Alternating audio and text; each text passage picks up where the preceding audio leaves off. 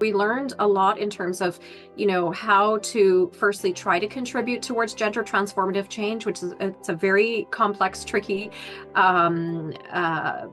issue. Another thing we learned was around how to best collaborate with grassroots organizations as partners. So for the first learning, I would say, I think we learned that if we want to have any chance to try to challenge and attack and transform some of those root causes that lead to gender inequalities and other forms of inequality and discrimination, it's really important to center the ideas and approaches of local partners. Really important to build into any project time to have deep exchanges and conversations on inequalities in the local context, what the impacts are locally for people affected by these inequalities, and really to think out of the box together with partners to think up locally adapted methods and approaches. So there's so many examples of how we did that. One was just in terms of the thought processes and procedures that we went through with our local partner in trying to find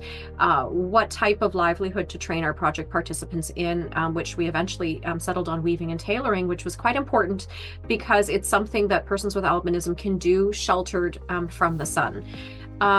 It would also be something we knew where we would be challenging gender norms, as I mentioned, because that's typically a job carried out by men. So through the project, we learned a lot in terms of, I think, the difficulties and challenges and sometimes even backlash that can occur when you are challenging stigmas that surround people with albinism, as well as challenging gender norms as sort of a double whammy, I think, in our project. But we had many really important conversations with our local partner and the gender champions that we had trained on how best to even approach the topic or issue or concept of gender equality at a community level. And we also believe, and I think what we learned is that it's so important to have that close relationship and to foster that close relationship with your local partner. And that in itself takes a lot of time, and that needs to be really built into the project and workings of Canadian SMOs.